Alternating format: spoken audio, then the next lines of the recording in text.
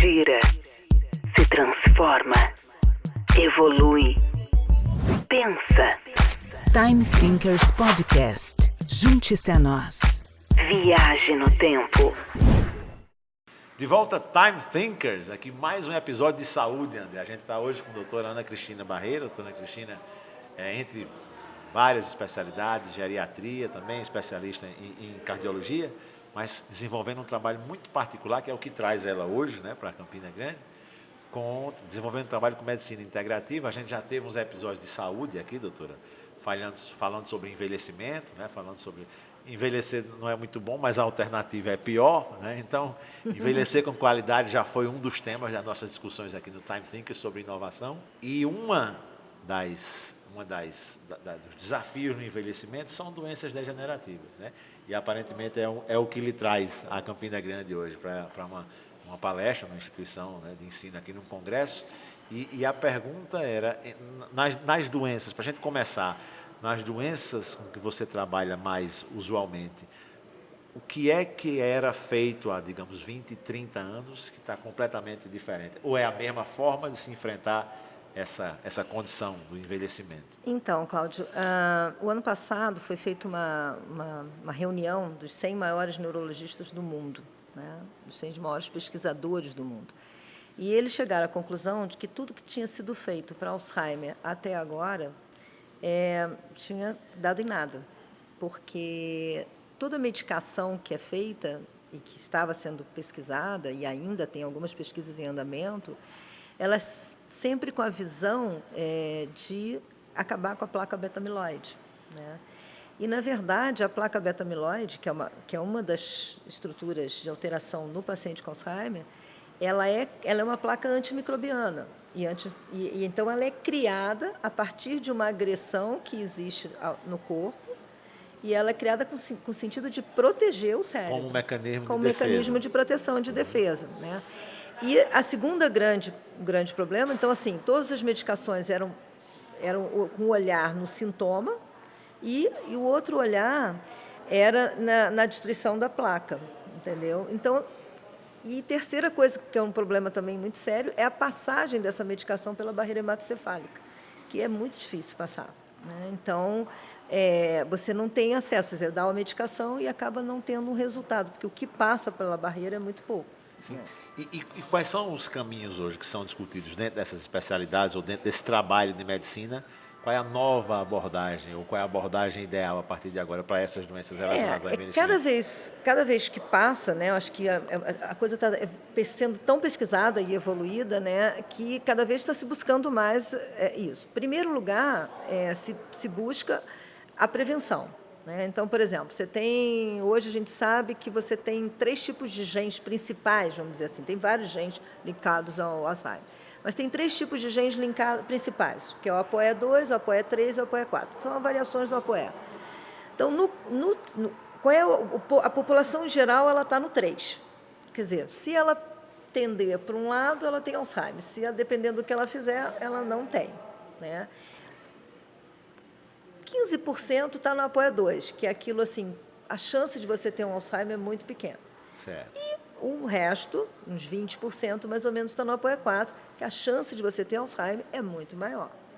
Só que, independente Doutora, de você... só uma curiosidade imediata. Como é que eu sei qual a minha posição aí? Então, você tem um teste genético. Um diagnóstico, Hoje sim. você já tem painéis genéticos, não só para o ApoE, mas para vários tipos de genes. Então, você tem um painel genético para Alzheimer, painel genético para doenças, como artrose e artrite. Laboratorial, é um teste de saliva, acessível. Sim, de saliva.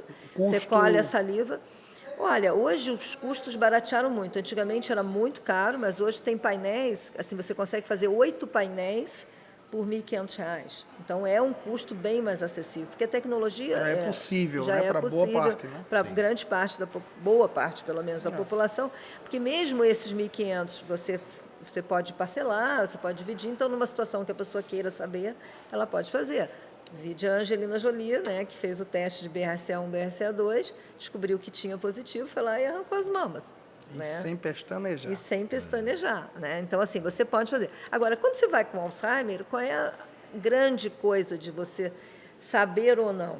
eu sempre digo o seguinte, o que você quer saber com teste genético? Né? Por exemplo, se você tiver no APOE2, ou seja, a chance de você ter é pequena, mas existe, porque, na verdade, o gene está lá.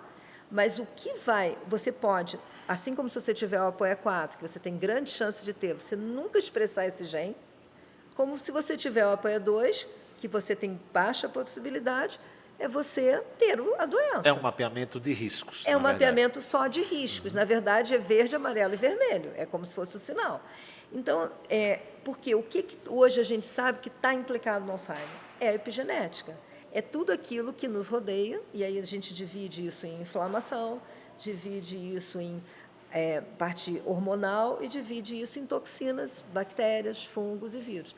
Então, hoje, todas essas coisas a gente já sabe, já tem um monte de trabalhos aí mostrando, com grau de evidência, que tanto a inflamação, quanto o aporte de bactérias e vírus no cérebro, quanto a parte de falta de hormônios, e não estou falando hormônio só de hormônio masculino e feminino, como estradiol, como testosterona. Por exemplo, hoje você sabe que está ligado ao exercício. Quando você faz um exercício, você ativa hormônios neurotróficos, ou seja, que vão lá e protegem a degeneração do neurônio. Quando você faz exercício, você ativa um hormônio chamado irisina, que ele diminui a neuroinflamação. Então, você acaba, com um simples exercício, ele é um nutriente, porque ele ativa hormônios que vão proteger o teu cérebro. Tirando toda a parte que, com exercício, você diminui o processo inflamatório, né? Porque você vai diminuir peso, você vai diminuir a inflamação metabólica, que é aquela que você não vê, que está ali no seu corpo, mas que está te levando a doenças. Essa seguramente não era a abordagem que havia quando você começou a estudar esse tipo de doença. De maneira nenhuma, porque a gente sempre pensava na placa beta-amiloide como a destruição do cérebro. Aquela roubadazinha de consultoria, quer dizer, então, que a obesidade é um fator de risco para o Alzheimer hoje? A obesidade é um fator de risco, a inflamação metabólica é um fator de risco, a falta de atividade física é um fator de risco, a baixa escolaridade é um fator de risco, porque se a pessoa não está desenvolvendo o seu cérebro, estimulando o seu cérebro a ler e estudar, também é um fator de risco. Então, existe aquela história, realmente funciona, dos exercícios mentais? Desde que eles sejam variados.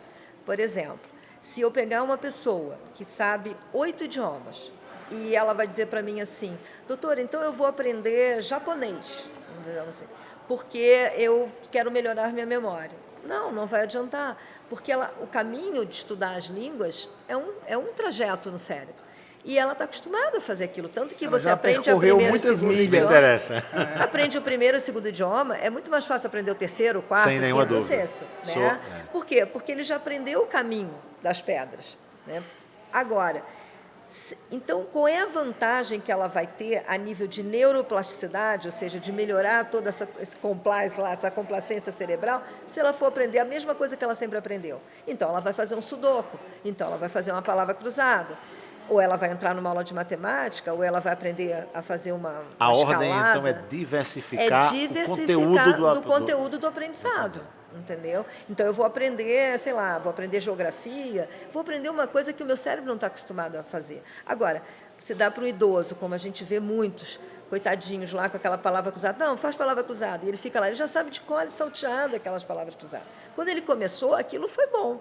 Mas depois... Porque era uma nova atividade, estimulando o cérebro a ter um crescimento. Entendeu? O que é os exercícios mentais? Eles são excelentes, mas desde que haja variedade, desde que você estimule o paciente de uma outra forma que ele não está acostumado. Assim como o exercício físico, por todos os motivos. Além de aumentar essa parte dos hormônios, ele vai diminuir a inflamação, vai diminuir uma série de coisas.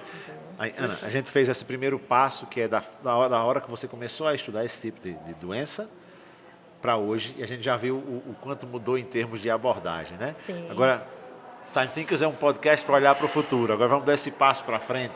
Então, daqui para frente, quando você olha as próximas, você trabalhando nessa área e as próximas gerações de médicos, como é que eles vão encarar o que é que está hoje assim no forno cozinhando como técnica nova, abordagem nova para ser aplicado no futuro tratamento desse tipo de doença? Porque assim, quando você olha para todas essas abordagens que eu acabei de falar, você para e pensa assim, tá, beleza, e aí, o que você faz? Você faz assim, você melhora um pouco a qualidade do paciente, você não evita o Alzheimer. Porque o Alzheimer ele começa 10 a 15 anos antes das lesões. De se manifestarem De os se primeiros manifestarem. sinais. Ele vai se manifestar 7, 8 anos depois que começou a lesão, com um leve esquecimento. Né? Aquela coisa, esqueci minha chave, não, isso é estresse. Não, as lesões já estão lá dentro. Então, a primeira coisa que nós temos que fazer, e hoje já existe, não chegou ao Brasil ainda, mas já existe, que são o diagnóstico. Então, quanto mais cedo você fizer o diagnóstico, melhor você vai tratar esse paciente, porque você vai tirar os fatores de risco e não vai deixar aquelas lesões aumentarem no cérebro e destruírem o cérebro. Então, quais são os 2 diagnósticos hoje que já estão chegando, que provavelmente o ano que vem devem estar no Brasil, que são a avaliação dos exossomas neuronais no plasma e a USP está produzindo um tipo de contraste, porque existe um departamento na USP que produz praticamente todos os contrastes radiológicos que são feitos no Brasil. Então, eles mandam para o Brasil inteiro. E eles já estão com contraste, eles e o Japão, que vão conseguir, com uma tecnologia de ressonância apropriada, como é que se diz? De uma definição mais avançada, junto com esse contraste, a visualizar as placas, a beta-amiloide e os emaranhados neurofibrilares, que são as 2 lesões da Alzheimer. E você diz antecedência, com que antecedência aproximadamente? No início, eu posso fazer isso com 15 anos. Se eu tenho, começo ou tenho um esquecimento, ou eu tenho uma família, ou eu quero saber, eu consigo detectar isso precocemente. Então, esses são os exames. E depois, o tratamento, o que nós temos hoje? Diagnosticou. E o que nós temos hoje, já começando em termos de tratamento? Tirando toda essa parte de prevenção, de que você pode trabalhar na inflamação, na parte de estimulação de hormônios, desde que a pessoa possa usar, na alimentação, é muito importante a alimentação. Hoje, a gente sabe da ligação do intestino com o cérebro, ele tem uma ligação direta com o cérebro. Então, quando o paciente tem uma alteração do intestino, que a gente chama de disbiose intestinal, que é uma alteração da flora intestinal, você leva a uma série de doenças, não é só alteração do trânsito intestinal, você leva uma série de doenças, inclusive a nível cerebral. Você prejudica o cérebro através do intestino, e quem prejudica o intestino normalmente é a alimentação. Estresse, alimentação, todas essas coisas atrapalham. Mas hoje, tirando tudo isso, o que nós temos hoje de novidade no mercado? Nós temos medicamentos, eles conseguiram fazer, porque o que é o exossoma? O exossoma são vesículas, né, que saem da célula, que são expulsas pela célula, e que antigamente se pensava que era lixo, que não servia para nada. Mas hoje sabemos que esses exossomas, eles fazem, vamos dizer, a fofoca do organismo. Leva recado. Ele leva recado. Então, ele leva tanto uma notícia boa quanto uma notícia ruim. Então, ele leva uma informação genética boa para outra célula, ele leva um nutriente bom para outra célula, mas ele também leva vírus, ele leva a metástase do câncer, ele faz também esse lado. Hospedeiro, digamos. Ele hospeda dentro dele aquela estrutura, né, e aí ele leva para outra estrutura. E ele tem uma grande coisa, ele atravessa a barreira hematoencefálica muito facilmente. Então, o que os americanos fizeram? Eles criaram exossomas artificiais. Existe uma empresa nos Estados Unidos que fez esses exossomas artificiais. Foi aprovado já pelo FDA e agora existem alguns trâmites internos que estão querendo trazer para o Brasil. Então, o que eles colocam lá? Eles colocam células-troncos, mas diferentes das células-troncos que nós fazíamos antigamente. Porque as células-troncos, antigamente, a gente entrava com DNA junto. E hoje não, eles tiram o DNA e mantêm só um microRNA. Então, não existe uma informação do que é o paciente que veio. São exossomas São só exossomas limpinhos que vão só com a informação que você quer levar. Então, se você quer de regeneração de cérebro, você vai colocar a célula-tronco de regeneração de neurônio. Tecnologia operada a nível celular, a nível de elemento celular. Elemento celular. E simples, porque você, por exemplo, no caso do Alzheimer ou das neurodegenerações, é aplicado pelo nariz, um remédio nasal. Quer dizer, entendeu? aplicação nasal. Aplicação nasal. E o resultado, você falou, as duas possibilidades de diagnóstico, essa tecnologia alterando essa estrutura celular, né, para dar esse resultado, e esse resultado desse exossoma Então, modificado eles desse jeito, estão- o que é que isso impacta na vida de Sim, alguém? porque eles estão com pesquisas recentes, Sim. né? Eles já estão fazendo isso nos Estados Unidos. Não é só para cérebro, estão fazendo isso para recuperação de articulação, a recuperação de cartilagem. Por exemplo, eles já fizeram em fígado fibrosado e recuperou, reconstituiu. Só que, por exemplo, quando você Parece uma microengenharia celular, é isso aí? Mas uma acho- microengenharia mas é isso. celular. Então, quando eles fazem isso, eles conseguem regenerar. Porque o que acontece com o Alzheimer?